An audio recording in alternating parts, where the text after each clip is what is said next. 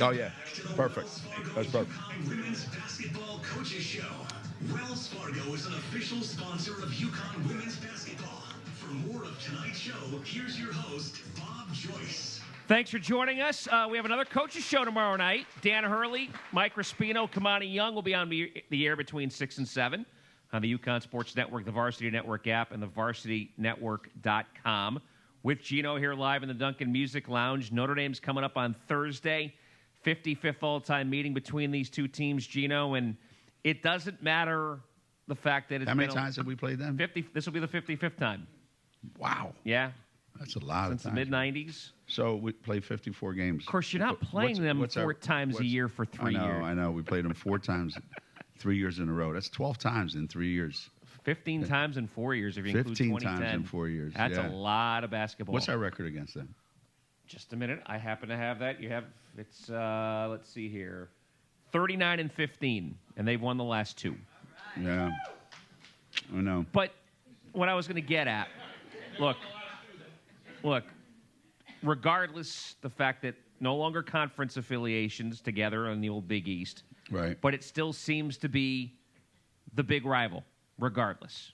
Yeah. And it's a great game to watch every year because there always seems to be drama in the game. Yeah. When we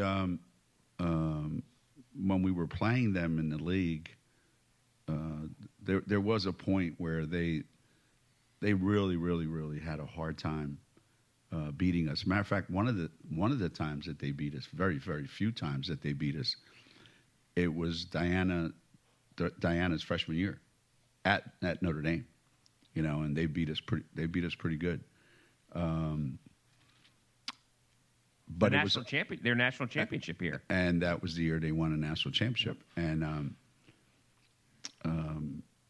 what happened then is, as they started to get better and better, they became our biggest competitor in the conference. So then it became, a huge game. If you remember, at one time it was, back in the day in 1980, it was us in Providence and, us in Villanova. And then it became, Rutgers, and Rutgers. Then it became Notre Dame. And Notre Dame has stayed, and they kind of replaced the Tennessee game as the big game on our schedule. And, I don't know, our kids love the game. Their kids love the game. We love playing up there. So it's a great event, and they have a terrific team. They have a really, really good team. And they're going through a lot of injuries, like you have done through the last 3 years. Yeah. Maddie Westbeld, who's been a UConn killer the last 2 years with her threes from the perimeter. Liza Carlin, the transfer from Marquette. They still have not played this year, but they have as good a trio in the backcourt as there is in the country with Hannah Hidalgo, Olivia Miles, who's back, and Sonia Citron. They're as good as you're going to see all season long. Oh, yeah. Yeah, and like Wall said, when we only had 6 players last year, and somebody asked, you feel sorry for Geno? And he goes, yeah, I really do, because now he has to play Paige 40 minutes. He's got to play Aaliyah 40 minutes. And so, yeah, I feel really bad for him, So I think Notre Dame's in a similar situation. They only have 6 players, but those 3 guys are not coming out of the game. Right. They're going to be playing 40 minutes, those 3. So that makes it – I wish they had guards on the injured list, and they were bringing 3 guards back so that they would rotate these guys, get these 3 guys off the court once in a while. But they're just really, really good, those 3, and it's going to be a handful trying to keep them from doing what they do. And Niele Ivy's done a fabulous job in her time there. Yeah, I really like Niele, and I think she's done a fabulous job of recruiting and coaching them, and those kids play hard, they compete.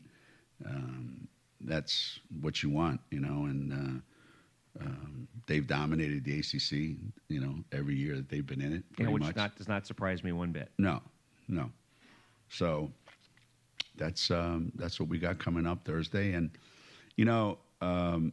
when we played them, and that's when Paige hurt her knee for the first time in stores. Yes, and we beat them pretty good, and then Paige got hurt, And then the following year, we didn't have Paige. There, and Hazy got hurt. There. And then last year, we had Paige, and we didn't have AZ. And the score was tied going into the fourth quarter. And, I must have said something wrong in Croatian to Nika because she fouled out. She had 2 fouls like in the last, in the span of like a minute and a half or something to foul out. It was probably the worst basketball game she's ever played in her life. So it was a great game until the fourth quarter, and then we just collapsed, and they made some big shots. Like you said, Westbell made some big shots. Hidalgo just played great. So it's going to be entertaining Thursday. Yeah, we're going to miss AZ. We're going to miss her points because I think it's going to be a high-scoring game, and we could use all the points we could get. But, it's a December game, and the beauty of games like this is we have a game Sunday, and so do they. So the season doesn't end for the loser, and the winner doesn't win a national championship. So It's the perfect time to play these games. Now, you're going to find out a lot about your team over the next 2 weeks. By the time we get to about 10:15 on the night of Saturday the 21st, you're going to have a pretty good idea what this team's going to be and what their identity might be. Yeah, I have a pretty good idea now, but it's not, written in stone yet. I think we need to see more of it. I think what we saw the other night's close, but still not all of it. But it's close. Saturday night was as close as to what I want to see as anything that we've done up to this point. Right. We're going to have some questions from the audience, but I got a text from Dibs over there. We know Aubrey's working hard getting back. How close is she from to get ready to go and play? Well, Aubrey said to me January 1st. Okay. So if Aubrey's accurate, then I'm going with that. Because there's times she's playing simulated games, right? She looks pretty good, right? And, I don't know that she's 100% and she's ready to mix it up a lot. But little by little, she's doing more every day.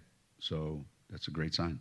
Right. And, obviously, you throw her into the mix, and now that gives us something we don't have. We don't have anybody like Aubrey on our team that's playing right now. Right. So you bring somebody in that's completely different. That's a whole nother way that you can shake up the game. Yeah, she totally changed the game. Like we talked about last week before Louisville. She changed that Louisville game last year. Oh, yeah. She single-handedly, screwed things up for them the first half. Yeah. Yeah. Sometimes she screws things up for us, too. Don't get me wrong. All right, we'll take a break. I know we got some questions from the audience. Ben will roam around with the wireless mic, and we'll let you folks ask Geno questions here as we get counting down towards the top of the hour. It's Geno live from the Duncan Music Lounge at iHeartRadio. The Women's Basketball Coaches Show on Learfield continues in a moment.